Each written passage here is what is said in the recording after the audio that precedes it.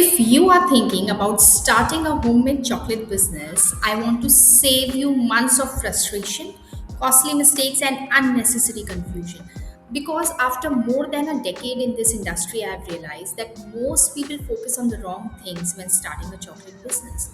They worry about recipes, molds, and packaging. But those aren't the things that determine success. In today's video, I'm sharing the lessons I wish someone had told me before I started my chocolate business with just rupees 500 from home. Hi, I am Lulwa Kapadia, founder of Chocopreneur Circle and co-founder of Tricos Chocolates. I started my chocolate business from home in 2011, and over the years, I've built a business with the support of my husband and family, trained hundreds of students, and helped aspiring entrepreneurs turn chocolate into an income source. If you are considering starting a chocolate business, this video may be one of the most important videos you watch. Now, let me take you to the 7 lessons which I have learned in my journey, and these are like very practical and very important lessons. So, the first is we all think that chocolate making is once we learn chocolate making, our business is sorted. But it's not like that. Chocolate making is actually the easy part in your business journey. Most people think if I learn chocolate making, I'll succeed. The reality is, thousands know how to make chocolate, but very few know how to sell it. So, the key in your business is to actually learn how to sell the chocolates, because making, I mean, you can easily learn in like 2 3 days and you can have your recipe, but until and unless you know how to sell it, what will you do with that recipe? The second lesson: don't wait for perfection. Often I've seen that, people, they experiment, they try, and they're waiting for the perfect moment. Many beginners spend months buying equipments, collecting molds, taking courses, redesigning logos without selling anything. But the reality is, your first customer teaches you more than your 10th course. So everything that is planned in head is not going to give you practical experience until and unless you're going to make your first sales, and with that first sale you're going to learn so much. With your 10th sale you're going to learn so much: how to handle the client, what is the exact requirement of the client, what is the price point at which they are purchasing, are you able to sell at that price point, how is the logistics working for you, how is the quality of your product, is the packaging shipping friendly, are the clients liking the packaging. All these questions which are going in your head and you're trying to plan them theoretically, you can only learn once you apply it practically. The third lesson: start with one product category. Don't launch 50 chocolates, 20 hampers, 15 different varieties of truffles. We don't want a long, elaborate menu. I would just like to give a small example between fine dining restaurant and a dhaba. So हम जब भी fine dining restaurant में जाते हैं, अगर हम कोई Korean, Japanese या बर्मीज या लेबनीज इस टाइप के कोई फाइन डाइनिंग रेस्टोरेंट में जा रहे हैं, you would see that the menu that they have, like very few appetizers, very few soup, very few main course, 2 to 3 dessert, just that, and everything is like chef's special. Anything that you order, you're going to enjoy that. On the other hand, if you go to a dhaba, you will see that there are 100 dishes written on the menu card, 50 varieties of soup and 15 to 20 varieties of gravies, and then you are like what to order, what not, and you would probably ask them कि आप बताओ कि इसमें से क्या अच्छा है या क्या जल्दी बन के मिल जाएगा. So we don't want to be the dhaba, we want to be the fine dining restaurant where everything is uniquely crafted, very limited option, but everything you sell, it tastes really good.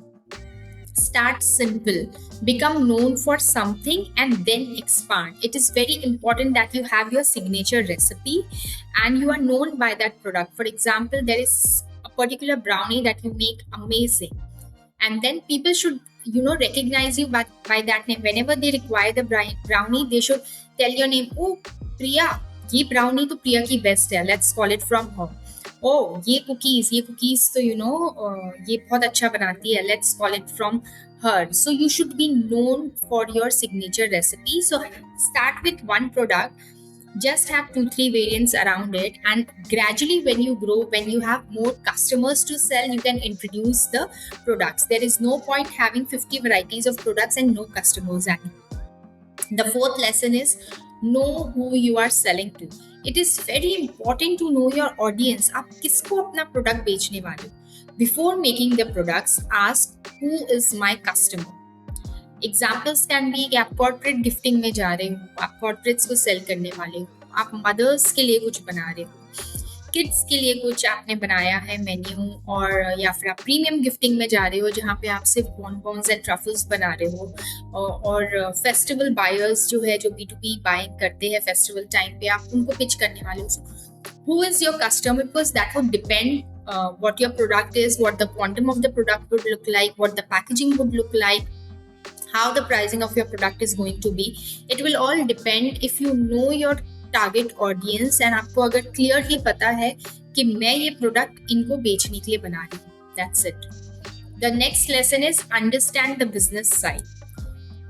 See, you need to understand the costing, pricing, margins, inventory, and customer acquisition cost. It is very important to know these numbers. I know that we are creative people and we like creating recipes and we like to play with ingredients and colors and make beautiful looking things. But what will we do after making those beautiful looking things? Who are we going to sell it? And once we sell it, if we don't know our numbers properly, how we are going to do a business? So for a business, it is very important कि आपको exactly आपका costing पता हो, आपका selling price पता हो, margins पता हो आपके प्रोडक्ट के, so that when bulk orders come you know how to negotiate, you know कि कितना डिस्काउंट देना है आपको, कितने क्वांटिटी पे कितना डिस्काउंट देना है. आप उस हिसाब से अपनी इन्वेंट्री प्लान कर सकते हो if you know your cash flow exactly. And when you expand, जब आपकी वार्म लीड्स खत्म हो गई है आपके फ्रेंड्स एंड फैमिलीज की, and you are expanding and you are putting popup stores और doing some paid Meta ads और something like that, you should know what is your customer acquisition cost looks like. Is it 100 rupees per customer, 500 rupees per customer? So एक नया customer आपके business में लाने के लिए आपको क्या कॉस्ट हो सकता है. सपोज आपको कभी किसी ने स्पॉन्सरशिप के लिए बोला, स्पॉन्सरशिप का अमाउंट है in form of gifts only if you are giving, but you have spent 10,000 rupees for that sponsorship, and through that sponsorship you have received two new big corporate clients जो आपको 50 100 hampers के order दे रहे हैं. सो आपके corporate clients का customer acquisition cost हो गया 5,000 rupees, but the quantum of business that the client is giving is quite huge. The next lesson is social media is no longer optional. Today people buy from people they trust, and it is very important that you use this tool and source of social media to build a trust with your audience. You don't need 100,000 followers, but you do need visibility. Start posting, start sharing, start building credibility. Show them your kitchen, show them behind the scenes, tell them the story, connect with them. So एक बार वो trust बनेगा तो लोग खुद ही आपके पास आएंगे and word of mouth खुद ही start होगा. And the last lesson is focus on progress, not speed. And I have made this mistake myself. In fact, all of these. So often ये होता है कि when we see our competitors on social media and we feel that we are not able to do it, we are left behind, but we exactly don't know what their journey looks like. We don't know उनको कितने years हुए हैं. We don't know if they have a financial backup or a partner in their business. We don't know how deep their pockets is, how much they are investing, and how they are planning to grow. So don't compare yourself to businesses that have existed for years. Every successful chocolate entrepreneur started with one order, one customer, one product, including you. So just focus on your first order, on your first customer, and start building from 1 to 5, 5 to 10, 10 to 15. Don't look at your competitors because you really don't know. They might be seeing big on social media, but you actually don't know if they are making profits or not and what is their actual plan. So you just have to focus on your journey, and you just have to focus on your plan. So these are the 7 lessons which I have learned in my journey in the last decade, and I hope these are useful for you as well. If I was starting my chocolate business again today, I wouldn't spend all my time worrying about chocolate. I'd spend more time understanding customers, marketing, sales, and building relationships. Because chocolate may be the product, but business is what creates freedom. If you are planning to start a homemade chocolate business, comment below with one word, start, and tell me what's stopping you right now. I'd love to help. Don't forget to subscribe to my channel for tips like these that I share every week, and I'll see you in the next video.